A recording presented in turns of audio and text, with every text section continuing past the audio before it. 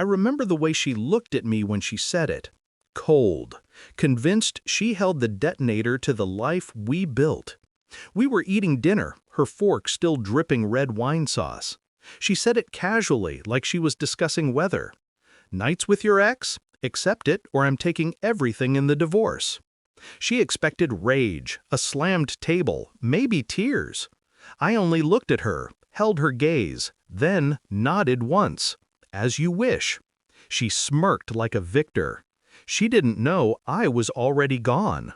Love makes you blind, they say. That's a lie. Love makes you silent. It makes you ignore what's right in front of you. There was a time I thought she was the best thing that ever happened to me. I remember waking up to her soft hair on my chest, her fingers tangled in mine, whispering that we were unstoppable. We built everything together. The house with the cedar porch, the bakery we co-owned downtown, even the stupid gray cat she insisted we name Kingslayer. I thought she chose me. I didn't know she chose my potential. When the bakery exploded in popularity, when the city awards came, when the press called us local success stories, she bloomed.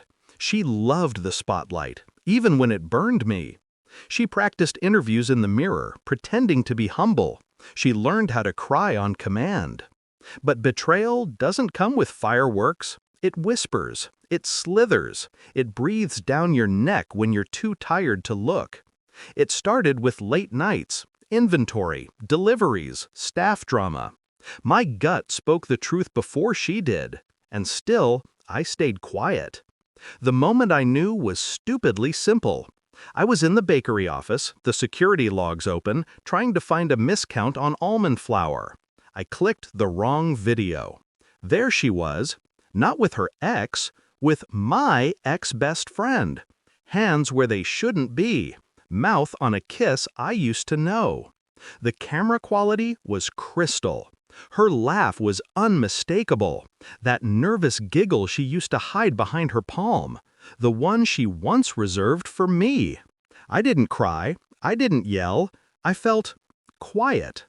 Quiet is dangerous. Quiet is the sharpening of a blade. I spent the next 4 months preparing. Not revenge, correction. I transferred the bakery's ownership to a holding company under my name.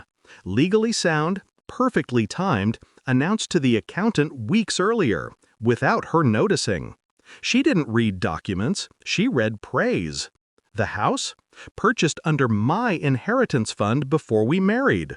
Protected by Prenup Clause 14C, family assets remain separate property. She never read that either. She only skimmed until she hit the parts about equity and lifestyle. I gathered everything. Photos, messages, financial records, the video. I never confronted her. She slept soundly beside me, not knowing that every night I signed papers in the other room.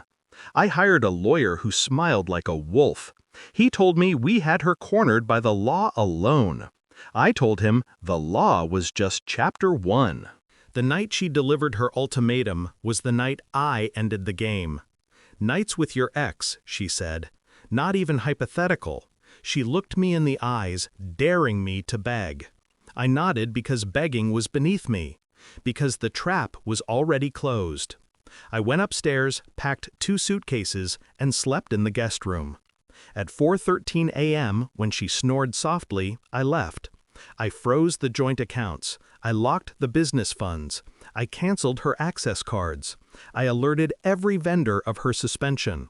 By sunrise, she was texting. "Where are you? Why is my card declined? Did something happen?" I muted her.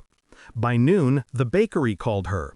Allegations of misconduct with an employee, my ex-best friend, on company property. HR recommended immediate investigation. She messaged me again, longer this time. "Come back. I can explain. It wasn't what you think. Please, we can talk." I let her stew. The confrontation came through video call. She looked ruined. Hair messy, eyes swollen, no makeup.